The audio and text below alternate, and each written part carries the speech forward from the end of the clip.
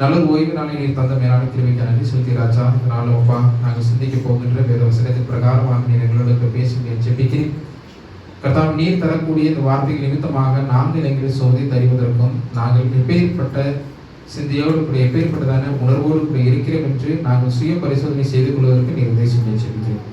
காத்து வழி நடத்துங்கப்பா, பலப்படுத்துங்க, அநேக நன்மைகளை தாங்க. இயேசு ஜெபம் நடத்துவாங்க. ஆமென். ஓகே, கிறிஸ்தவர்கள் படம் பார்க்கலாமா? ஸ்டேட்டஸே போட்டு நீ தலையாட்டுற சொல்லுங்க. கிறிஸ்தவர்கள் படம் பார்க்கலாமா? சொல்லுங்களேன், உங்களோட ஐடியா சொல்லுங்க. பார்க்கலாமா? பார்க்கக்கூடாதா? ஓகே, பைபிள் இருக்குதா? ஓகே, நம்மள நிறைய பேருக்கு இருக்கக்கூடிய பெரிய ஒரு கேள்வி என்னன்னு சொன்னா, நிறைய பேருக்கு கிறிஸ்தவர்கள் படம் பார்ப்பது சரியா அப்படிங்கிறது அதுதானே. படம் பார்க்கலாமா? பலர் சொல்றாங்க படம் பார்க்க கூடாதுங்க, பலர் வேற கொஞ்சம் பேர் சொல்றாங்க பார்க்கலாம் பரவாயில்லன்னு சொல்றாங்க. ஸோ இதுக்கிடையில் நம்ம என்னதான் செய்யறது அப்படிங்கிற மாதிரியான ஒரு சூழல்ல இருக்கு. இப்ப இயேசு கிறிஸ்து நம்ம இதயத்திலையும் மனதிலையும் அவர் அதாவது அவர் அனுபவித்த, அதாவது அவர் அலோவ் பண்ண, ஓகே அலோவ் பண்றதுக்கு அவர் அனுமதித்த ஒவ்வொன்றையுமே அவர் வார்த்தைகளிலேயே அவர் சொல்லியிருக்காரு. அவருடைய வார்த்தைகளே இருக்கு. ஓகேவா? அவர் புதிய ஏற்பாடுல என்னென்ன வார்த்தைகள் சொல்லாம அது எல்லாத்துலயுமே எதை செய்யக்கூடாதுன்னு தெளிவா சொல்லிட்டு இருக்காரு. ஓகேவா? சோ பாக்கி உள்ளது நம்மளுடைய தீர்மானம். வாசிக்கலாம் 1 கொரிந்தியர் 10:23.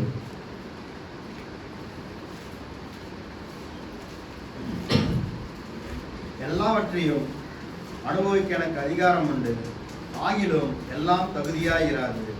எல்லாவற்றையும் அனுபவிக்க எனக்கு அதிகாரம் உண்டு, ஆகிலும் எல்லாம் பக்தி விருத்தியை உண்டாக்காது. அதாவது எல்லாமே பாவம் அல்ல, எல்லாமே பாவம் இல்லை, ஆனா எல்லாமே உங்களுக்கு நல்லதும் அல்ல. எல்லாமே பாவம் இல்ல, அதே போல எல்லாமே உங்களுக்கு என்னது இல்ல, நல்லதும் இல்லை. என்ன புரிஞ்சு? எல்லாமே பாவம் இல்ல, அதே போல எல்லாமே உங்களுக்கு நல்லதும் இல்லை. இது நான் எதை எடுத்துக்கிறேன், இது ரெண்டுமே சேர்ந்து அப்படிதானே. எல்லாமே பாவம் இல்லை, எல்லாமே நல்லது இல்லை.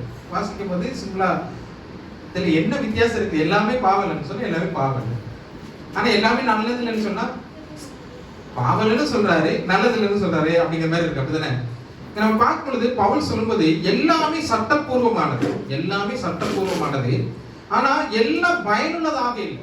சட்டப்பூர்வமா இருக்குதா, யூஸ்ஃபுல்லா இருக்குதா அப்படிங்கிறதா. அரசாங்கம் பல இதை கொண்டு வரலாம், ஆனா நமக்கு அது யூஸ்ஃபுல்லா இருக்குதா அப்படிங்கிறது. இங்க என்னதுன்னா எல்லாம் பாவம் இல்லை, எல்லாமே சட்டத்துக்குரியதா, எல்லாமே தேவனானவர் அலோவ் பண்ணதான், ஆனா இது எல்லாமே பயனுள்ளதாக இருக்கிறதா நமக்கு அப்படிங்கிறதா. ஓகேவா? அப்படிதானே? அப்படிதானே ஐயா? அப்படிதானே? என்ன சொன்னேன்? பிரியாவும் பேட்டாவும் சொன்னேன். என்ன சொன்னேன்? திருப்பி நல்லா உட்காருங்க. ஓகேவா? அப்ப இங்க பயனுள்ளதாக இல்லை அப்படிங்கும் போது தேவனானவர் எல்லாவற்றையுமே நம்ம ஆண்டு கொள்வதற்கும் அதை ஆளுமை செய்வதற்கான எல்லா விதமான அதிகாரத்தை கொடுத்திருக்கிறாரு. ஆனா எல்லாமே பயனுள்ளதாக இருக்குதா, நம்ம ஆளுமை செய்வதற்கும் அதிகாரத்தை நம்ம உபயோகப்படுத்துறதுக்கும் அது பயனுள்ளதாக இருக்குது அப்படிங்கிறது. திரைப்படம் பார்ப்பது இயல்பா, ஒரு படம் பார்க்கறது இயல்பா சொல்லறது ஒரு பாவம் இல்லை. படம் பார்க்கறது பெரிய ஒரு பாவம் இல்லை. ஆனா உண்மையான கேள்வி என்னன்னு சொன்னா அது உங்களை கட்டி எழுப்புதான் அப்படிங்கிறது. கட்டி எழுப்புதான்னா கிறிஸ்துவுக்குள்ளாக தேவனுக்குள்ளாக உங்களை கட்டி எழுப்புகிறதா? அது உங்களை கட்டி எழுப்பணும். ஒரு கட்டடத்தை கட்ட என்ன செய்வீங்க? ஸ்ட்ராங்கா கட்டணும்னு சொன்ன ஃபவுண்டேஷன் முதல் போட்டு பயங்கரமா லெவலா கரெக்டா இது கொண்டு போறீங்களா? அதே போல கிறிஸ்தவத்துக்குள்ளாக நம்ம கட்டி எழும்புறதுக்கு இது உபயோகமா இருக்குதா, பயனுள்ளதா இருக்கிறதா அப்படிங்கிறதா. இல்லைன்னா கிறிஸ்துவ இருந்து தேவனிடத்துக்கு இருந்து நம்மளை விலக்கி கொண்டு போகுதா, அகல செய்கிறதா அப்படிங்கிறது. ஓகேவா? நம்மகிட்ட எல்லாமே தந்திருக்காரு, அப்படிதானே? நம்ம எல்லாத்துக்குமே சுதந்திரவாளியா இருக்கோம். ஆனால் இதெல்லாம் யூஸ்ஃபுல்லா இருக்குதா, நமக்கு எது தேவையோ அதை மட்டும் எடுத்துக்கொள்வதுதான் மனிதனுடைய எது அதிகாரமாகவே இருக்கு. எது தேவை அதை மட்டும் எடுத்துக்கொள்ளணும். தேவையில்லாததை எடுத்ததுனாலதான் ஆதியிலே என்ன வந்துட்டு பாவம் வந்துச்சு. அப்போ கிறிஸ்துவிடம் இருந்து நம்மளை அகல செய்கிறதா இந்த செயல், இல்ல திரைப்படம் பார்க்கிறது, இல்லைன்னா கிறிஸ்துவோடு கூட நெருங்க செய்யலாம் அப்படிங்கறதுதான் கேள்வி. இப்ப நமக்கு ஒரு ஆத்துமாவை உண்மை நிமித்தமாக ஊட்டக்கூடியதா இருக்குதா, இல்லைன்னா நம்பிக்கையை பலவீனப்படுத்தக்கூடியதான ஒரு செயலா இருக்கிறது? சொல்லுங்க, இது ஆத்மாவை ஊட்டுமா? திரைப்படம் ஒரு ஆத்மால நீங்க வந்துட்டு திரைப்படம் பார்த்துட்டு அந்தவரே இன்னைக்கு இந்த படத்தை பார்த்து இது என் ஆத்மாவுக்கு பயங்கர பலனுள்ளதா இருந்த ஆவியின் கனி நான் பெற்றுக்கொண்டேன் அப்படின்னு சொல்லி நீங்க வந்து ப்ரேயர் பண்ணதுக்கு வந்து இதா இருக்குதா, இல்ல ஏதோ ஒரு சிந்தனை ஓகே இது பார்த்துச்சு பயங்கரமா அஃபெக்ட் பண்ணுச்சு இனிமே இப்படி செய்யக்கூடாது அப்படிங்கிறத ஒரு தீர்மானத்தை எடுத்து வச்சுச்சா அப்படிங்கிறது நீங்க உங்ககிட்டயே கேட்டுக்கோங்க, பதில் என்ன சொல்ல வேண்டாம். ஓகே, அப்ப உங்கள் மனதை இது நுட்பமாக என்ன செய்து வடிவமைக்கிறதா அப்படிங்கிறது, எப்படி இது உங்களை வந்து ஒரு ஒரு ஒரு செயல்முறைக்காக உங்களை எப்படி கொண்டு போகுது அப்படிங்கிறது, எப்படி வடிவமைக்கிறது அப்படிங்கிறது வாசிக்கலாம். மத்தேயு 6:22 முதல் 23 வரை.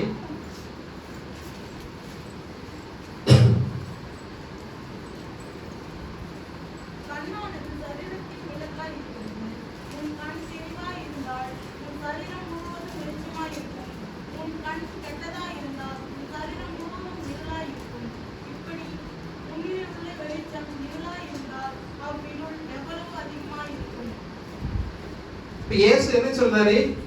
கண்ணு எப்படிப்பட்டது? சரீரத்தின் விளக்கா இருக்கிறது. சரீரத்தின் விளக்கு. அப்ப கண்ணு வந்துட்டு சரீரத்தின் விளக்குன்னு சொன்னா, அந்த கண் நம்ம பார்ப்பது நம் எண்ணங்களையும் ஓகே நம்முடைய ஆசைகள் நம்முடைய போராட்டங்கள் எல்லாத்தையும் நம்ம பார்த்து நம்மளை வந்து நம்ம பார்க்கறதின் மூலமாக நம்மளை வந்து சோதிக்குதா, அஃபெக்ட் பண்ணுதா, இல்லைன்னா நம்மளை வந்து ஒரு விதமான ஒரு பாதிப்புக்குள்ளாக கொண்டு போகிறதா அப்படிங்கிறது ரொம்பவே முக்கியம். கண்ணானது நம்முடைய விளக்காக இருக்கும் பொழுது, இதயத்தினுடைய விளக்காக, நம்முடைய சரீரத்தினுடைய விளக்காக இருக்கும் பொழுது அந்த கண் பார்க்கக்கூடியது எப்பேற்பட்டதாக இருக்கணும். அந்த விளக்கை அணைத்து போடக்கூடியதாக இருக்கக்கூடாது. அதை என்ன செய்யணும்? திரும்ப பிரகாசமாக ஒளிர செய்யக்கூடியதாக இருக்கணும். நம்முடைய கண் பார்க்கக்கூடியது எப்படி இருக்கணும்? நமக்கு இன்னுமாக வெளிச்சத்தை கூடுதலா தரக்கூடியதா இருக்கணும். ஒரு 5 வால்ட்டுக்கு இது போட்டோம்னா, சிஎஃப்எல் போட்டோம்னா அது எத்தனை வால்ட்டுக்கு கொடுக்கணும்? ஒரு 10 வால்ட்டு கேஸ் தரணும். அப்படிப்பட்டதா இருக்கும். அதான் இந்த வார்த்தையினுடைய அப்போ இந்த இன்றைய காலகட்டத்தில் மீடியாவில் தான் நம்ம இருக்கோம்.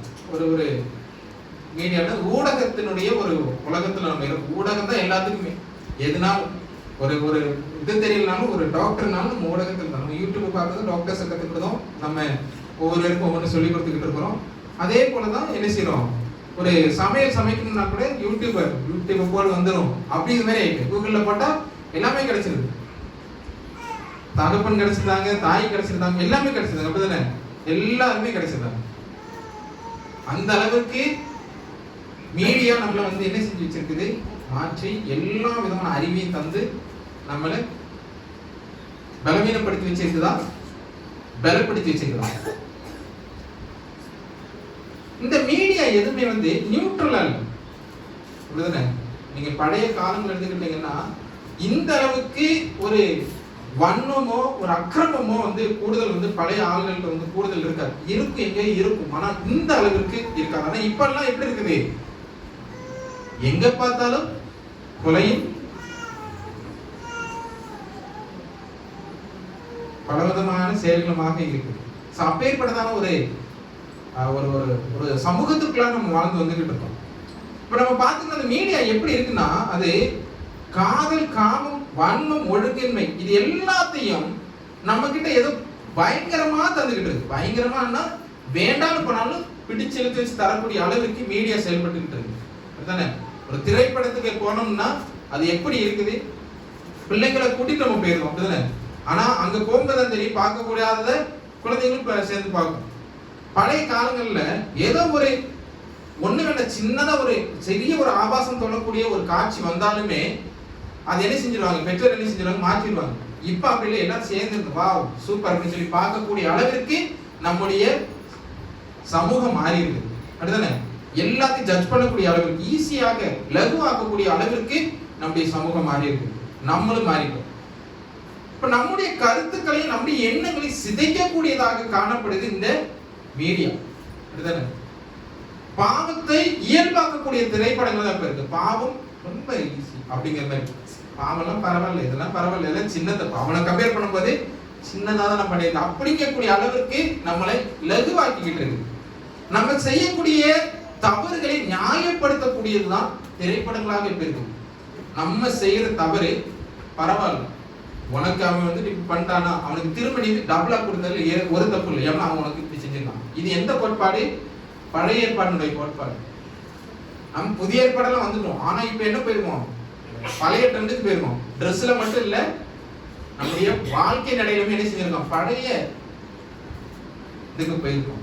தேவனான வேண்டான்னு சொல்லி இதெல்லாம் இப்படி வேண்டாம். புதிய கற்பனை எத்தனை கற்பனை இருக்குது? 2. என்னது பிரதான கற்பனை? என்னது?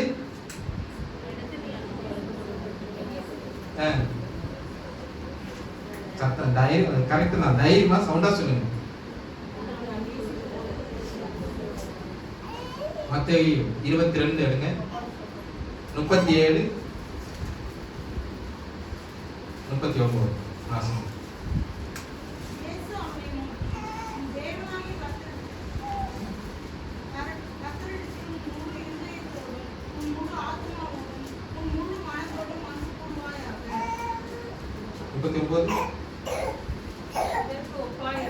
இரண்டாம் கற்பனை என்னவென்றால், உன்னிடத்தில் நீ அன்பு கூறுவது போல பிறரிடத்திலும் அன்பு கூறுவாயாக என்பது. அன்பை தான் இங்க சொல்லுது. அப்படிதானே? இந்த அன்பையை நம்ம சக மனுஷன் கூட நல்ல அன்போடு இருக்கணும், நல்ல பாசத்தோடு இருக்கணும், நம்மளை போலதான் பாய்க்குணங்களை பார்க்கணும் அப்படின்னு சொல்லி எங்கேயாவது ஒரு கருத்து நினைக்கக்கூடிய படத்தை நம்ம பார்க்க முடியுமா? இல்ல. இப்ப என்னன்னா, ஒருத்தவனை அடிச்சுட்டானா திரும்ப 2 அடி எக்ஸ்ட்ரா கொடுத்துட்டு வா. உனக்கு ஒருத்தன் கெடுதல் செஞ்சுட்டானா அவனுக்கு கெடுதல் டபுளா செஞ்சுட்டு வா. அப்படிங்கக்கூடிய ஒரு அளவிற்கு மாறக்கூடிய திரைப்படங்களை தான் நம்ம பார்த்துக்கிட்டு வரோம். அப்ப இது எதுவுமே வந்து நாளடைவில் என்ன ஆகும்னா, இதை பார்த்து பார்த்து பார்த்து இப்பவுமே சொல்றேன், எல்லாரும் பார்த்து என்ன ஆயிட்டோம்னா இதெல்லாம் லகுவாயிட்டு, எந்த ஒரு பாவமும் தீமை இல்லை அப்படிங்கிற அளவுக்கு நம்ம மாறிட்டோம். ஓகேவா? ஒருத்தனை 2 தடவை அடிச்சாலும் சரி, ஒருத்தன் குறைச்சனாலும் சரி, ஒருத்தன் தள்ளி விட்டுட்டு நம்ம மேல போனாலும் சரி, தப்பே இல்லை அப்படிங்கிறதான ஒரு உணர்வுக்குள்ளாக நம்ம வந்துட்டோம். இதெல்லாம் ஈஸியாகி போயிட்டு நமக்கு. நான் நல்லா இருக்கணும்ல, அதனால கேள்வி பண்ண எதுக்கு, பரவாயில்ல அப்படிங்கிற மாதிரியான ஒரு சிந்தைக்குள்ளாக நம்ம வந்துட்டோம். இதை நம்மளை நியாயப்படுத்தக்கூடியதாக இருக்கு. நம்ம செய்யக்கூடிய தவறுகளை நியாயப்படுத்தக்கூடியதா, இதுல நம்ம அதிர்ச்சியே அடைய மாட்டோம். அப்படிதானே?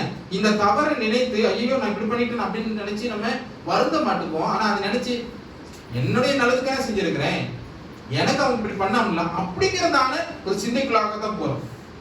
அப்படிதானே? அடுத்து பார்த்துக்கிட்டோம்னா வாசிக்கலாம் நீதிமொழிகள் 4:23. எல்லா காவலோடும் உன் இருதயத்தை காத்துக்கொள், அதனிடத்திலிருந்து ஜீவ ஊற்று புறப்படும். இந்த இருதயத்தை பாதுகாப்பது அப்படிங்கிறது வந்து ஒரு பொழுதுபோக்கு தேர்வுக்குள்ள அடங்கும். ஓகேவா? பொழுதுபோக்குன்னா நம்ம பார்க்கக்கூடிய, நம்ம செய்யக்கூடிய பொழுதுபோக்காக நம்ம யூஸ் பண்ணக்கூடிய ஒவ்வொன்றுமே இந்த இருதயத்தை பாதுகாக்கிறது ரொம்பவே முக்கியத்துவம் வாய்ந்தது. ஓகே, நம்ம இருதயத்தை பாதுகாக்கணும்னு சொன்னா இந்த பொழுதுபோக்காக வச்சிருக்கக்கூடியது நம்மளே அஃபெக்ட் பண்ணதா இல்லையா அப்படிங்கிறது. இந்த பொழுதுபோக்கா இருக்கிறதுல மெயினா என்னது இருக்குன்னா, சிலர்லாம் சொல்லி கேள்விப்பட்டிருக்கேன். அப்படின்னா போர் அடிச்சு, ரொம்ப போர் அடிச்சு, ஏதோ ஒரு மாதிரி இருந்துச்சு, அதனால என்ன செஞ்சோம், படத்துக்கு குடும்பமா போயிட்டு வந்தோம். சந்தோஷம், போயிட்டு வாங்க. ஆனா எந்த படத்துக்கு போறோம், அது என்ன இருக்குது, என்னது நீங்க பெற்றுக்கொண்டீர்கள் அப்படிங்கிறது அப்படிதானே? நம்ம பாட்டி விசாரணை ஒரு இதை ரிவ்யூ ஏதோ ஒன்று கேட்டு டைரக்டா போயிடும். அது என்ன இருக்குது, எப்படிப்பட்டதான காட்சிகள் வருது, எதுவுமே கேட்கறது இல்லை. அங்க போய் என்னுடைய இருதயத்துக்கு பாதுகாப்பு வச்சுக்கிட்டு கண்டுபிடி இருந்துக்கிடுவோமா? இல்ல. அதுதானே? இப்ப இங்க என்னன்னா, இந்த வார்த்தை நீதிமொழிகள் 4:23 அப்படிங்கிறது ஒரு எச்சரிப்பு. நம்முடைய இருதயத்தை பாதுகாக்கக்கூடிய ஒரு எச்சரிப்பு. அனைத்திற்கு மேலாக உங்கள் இருதயத்தை காத்துக்கொள்ளுங்கள். எல்லாவற்றுக்கும் மேலாக எதை காத்துக்கொள்ளணும்? இருதயத்தை காத்துக்கொள்ள வேண்டும். இருதயம் ரொம்பவே முக்கியமானது. கண்ணு எங்க வெளிச்சத்தை கொடுக்குது? சரீரத்துக்கு. சரீரத்துல என்ன இருக்குது? இருதயம் இருக்குது. அப்படிதானே? அப்ப இந்த இருதயம் வந்து ரொம்ப பாதுகாப்பா இருக்கும். நம்ம எது நிமித்தமாக நம்ம நார்மலா சொல்லக்கூடியதுன்னா, இருதயத்துக்கு புறம்பான ஒன்றையும் செய்யக்கூடாது அப்படின்னு சொல்றோம்னா, அப்ப அந்த இருதயத்தை நம்ம எப்படி வச்சுக்கணும்? பாதுகாப்போட வச்சுக்கணும். இருதயம் துடிக்கல என்ன ஆகும்? மறுகையாதான், அப்படிதானே? அப்போ அந்த இருதயத்தை நம்ம ரொம்ப பாதுகாப்போட வைத்துக் கொள்ள வேண்டும். ஏன்னா உங்களுடைய வாழ்க்கையினுடைய போக்கே அந்த இருதயம் என்ன ஆகுது? தீர்மானிக்கும். நம்ம இருதயத்தை கட்டுப்படுத்தல, நம்முடைய சிந்தைகளை கட்டுப்படுத்தல அப்படின்னு சொன்னா அது நம்முடைய போக்கே வேற விதத்துல கொண்டு போயிடும். இன்னைக்கு பல திரைப்படங்கள்லயும் பாவத்தை மட்டும் காட்டல, என்ன செய்றாங்க? அது கொண்டாடுதாங்க. அந்த பாவத்தை கொண்டாடக்கூடிய திரைப்படங்கள் தான் பார்க்க முடியும். பாவத்தை கொண்டாடுறது எப்படி? இப்போ ஒரு பாலியல் காட்சி வருதுன்னா அதை ரொம்ப பியூட்டிஃபுல்லா கொண்டு வந்து அதுல நம்ம அடிக்ட் ஆகி போகக்கூடிய அளவிற்கு காட்டக்கூடிய ஒரு திரைப்படங்களா தான் இருக்கு. ஒரு வன்முறை வருது, ஒருத்தரை குத்தி கொல்றாங்கன்னு சொன்னா முன்னாடி எல்லாம் குத்துறதை காட்ட மாட்டாங்க. இப்ப அப்படிலாம் குத்தி ரத்தம் வருது காட்டினாங்க. இப்போ குத்துறதையும் காட்டுறாங்க, ரத்தம் உள்ளது எப்படி வருதுன்னு காட்டுறானுங்க. அந்த ரத்தத்திலேயே மூழ்கி போகக்கூடிய அளவிற்கு வன்முறையை தூண்டக்கூடிய அளவிற்கு என்ன செய்யறாங்க? அதை ரொம்ப பியூட்டிஃபை பண்றாங்க. ரொம்ப மெருகேற்றி லாஸ்ட் தலையே துண்டா வெட்டி போறதெல்லாம் ஈஸியா கட்டுறாங்க. அதை பார்க்கணும் நம்ம அப்படியே ஜடமா அப்படியே இருந்து அப்படியே பார்க்கணும். எந்த விதமான கூச்சமும் இல்லை. அது கூச்சம் இல்லை மீன்ஸ் அதை பார்க்க முன்னாடி எல்லாம் நம்ம வந்துட்டு ஐயோ ரத்தத்தை பார்த்தாலே வந்து தலைகறங்கி விடுவாங்க. இப்ப அப்படி இல்லை, ரத்தம்னா நிசாரப்பா அப்படின்ட்டு அது அப்படியே தட்டி விட்டு போகக்கூடிய அளவிற்கு நம்ம என்ன மாறிட்டோம்? திரைப்படத்தை பார்த்து ரொம்ப இயல்பா மாறிட்டோம். அதுதானே இப்படி நம்மளை மாற்றி வைக்கிறது. அப்ப இது எப்பேற்பட்டதான கருத்துக்களை நம்மள்கிட்ட சொல்லுது அப்படிங்கிறத நம்ம ஒவ்வொருவரும் உணர்ந்துக்கணும். நம்ம ஒவ்வொருவருமே எப்பேற்பட்டதான கருத்துக்களை நம்ம திரைப்படம் வழியாக நம்ம பெற்றுக்கொள்ளுது. அது நம்ம உணர்ச்சி வசப்பட வைக்குதா இல்லைன்னா உணர்ச்சி இல்லாம ஆக்குதா அப்படிங்கிறது. இப்போ ஒரு திரைப்படம் பாவத்தை அழகாக காட்டுச்சுன்னா அது கிறிஸ்துவோடு கூட நெருங்க செய்தா இல்ல கிறிஸ்துவத்திலிருந்து அகல செய்தா? பாவத்தின் சம்பளம் அப்போ அந்த மரணத்தை அழகா காட்டக்கூடியத நம்ம என்ஜாய் பண்ணணுமா இல்லைன்னா வெறுக்கணும்? அப்ப பொழுதுபோக்கே ஒரு உண்மையான உண்மையான வழிபாட்டுல இருந்து நம்மள என்ன செய்யுது? நீ ஒரு விலைக்கு வர வைக்குது. அப்படிதானே? இப்போ உங்களுக்கு கேட்கலாம், உங்களை படத்துக்கு கூட்டிட்டு போற 2 ஆப்ஷன் பிள்ளைங்கள்ட்ட. ஓகே, சண்டே கிளாஸ் பிள்ளைங்க இங்க பாருங்க, பெயிண்ட் பாரு, இப்ப தீவிரமா இப்ப தான் எழுதுற பாருங்க. அதாவது உங்களுக்கு வந்து படம் பார்க்கறதுக்கு உங்கள்ட்ட அப்பா அம்மா கேட்கறாங்க, இனி ஒன்று வந்து சர்ச்சுக்கு போகலான்னு கேட்கறாங்க. எதை ஃபர்ஸ்ட் சாய்ஸ் பண்ணுங்க? என்ன சாய்ஸ் பண்ணுங்க? சும்மா அடிச்சுடாது, உண்மையை மட்டும் சொல்லுங்க. உண்மையை சொல்லுங்க. படம் பார்க்கணும், உங்களுக்கு பிடிச்ச நடிகர் சொல்லுறியா? அதான் உண்மையை சொல்லுங்க. சொல்லுறியா? படம் பார்க்க போமா சர்ச்சுக்கு போகும்? உண்மையை மட்டும் சொன்னா ஒண்ணு இல்லை, உங்களை ஜட்ஜ் பண்ணிக்கல, சொல்றேன் நம்ம எப்படி மாறி இருக்கணும்னு கேட்காது. ஓகே, சார் நம்ம அப்படி ஒரு ஆப்ஷன் வரும்பொழுது நம்ம எதை தேர்ந்தெடுப்போம்? நம்மளே பிள்ளைங்களை சொல்லிட்டு காரியம் இல்லை, நம்மளே இங்க பெரிய ஆளுகளா இருக்கக்கூடிய நம்மளே பலரும் சர்ச்சுக்கு போலாமா இல்ல படத்துக்கு போலாம்னு சொல்லி பெரிய ஒரு ஆப்ஷன் வந்தாலும் நம்மளே என்ன செய்வோம்?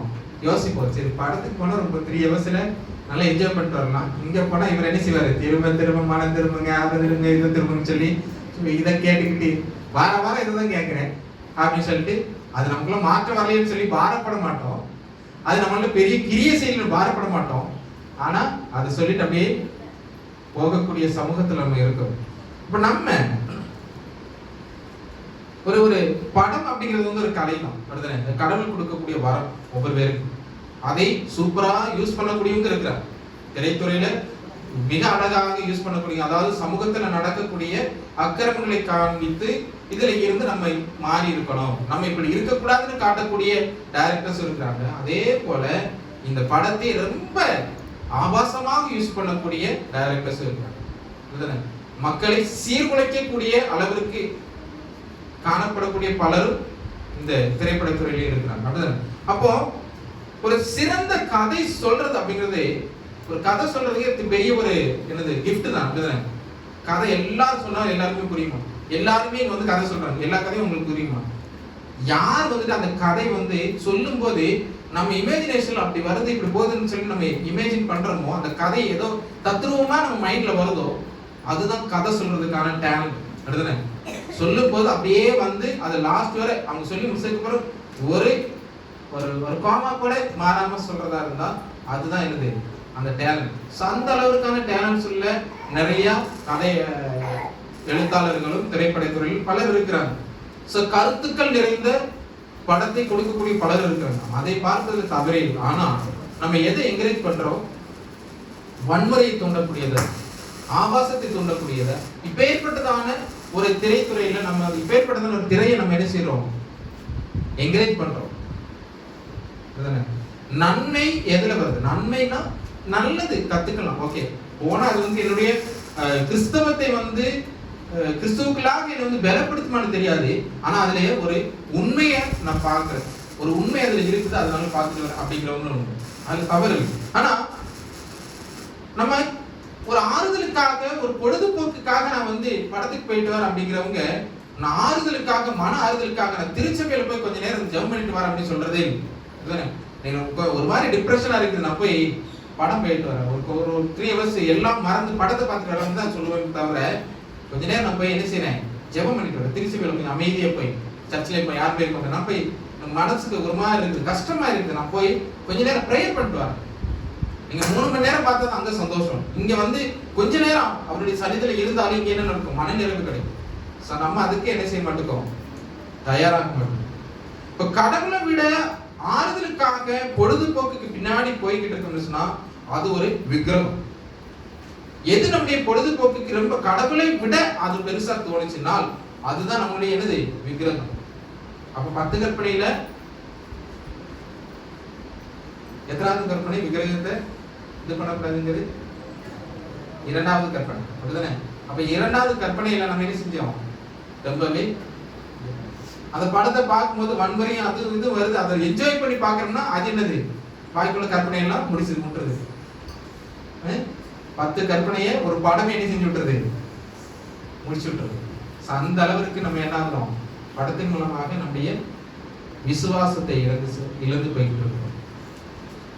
சிலை வழிபாடு அப்படிங்கிறது தான். சிலை வழிபாடு அப்படிங்கிறது சிலையை வணங்குறது மட்டுமல்ல, நம்ம கிட்ட இருக்கக்கூடிய பொழுதுபோக்குக்காக நம்ம ஒரு துறை சார்ந்த ஒரு படத்தை பார்த்து அதுல நம்ம ரொம்ப ஆர்வத்தை காட்டுறோம்னா அதுதான் நம்முடைய சிலை, அதுதான் நம்முடைய விக்கிரகம்.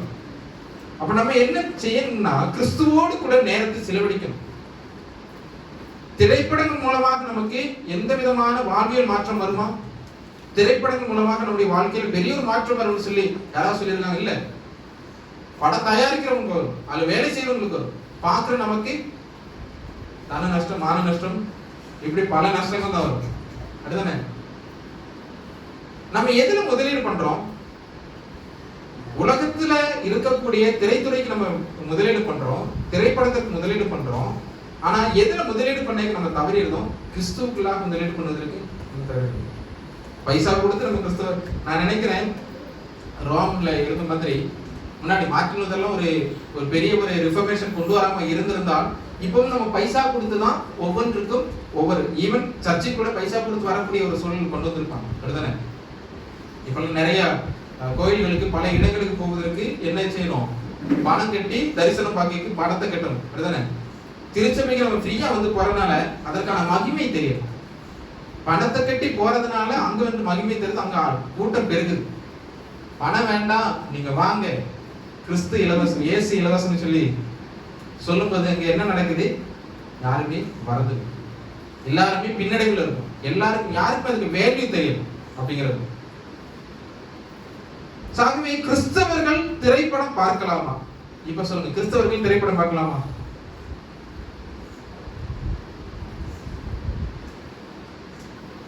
கிறிஸ்தவர்கள் திரைப்படம் பார்க்கலாமான்னு கேட்கிறேன். கிறிஸ்தவர்கள் திரைப்படம் பார்க்கணும். ஆனா அது எந்த விதத்திலும் நம்முடைய விசுவாசத்தை தளர செய்யக்கூடாது. நம்முடைய விசுவாசத்தை என்ன செய்யக்கூடாது? தளர செய்யக்கூடாது. விசுவாசத்தை மட்டுமல்ல, வன்முறையை தூண்டக்கூடாது,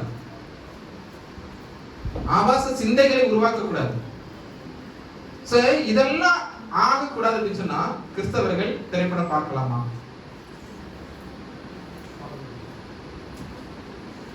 பார்க்கலாமா பார்க்க கூடாது? அது நம்ம தான் தீர்மானிக்கணும்.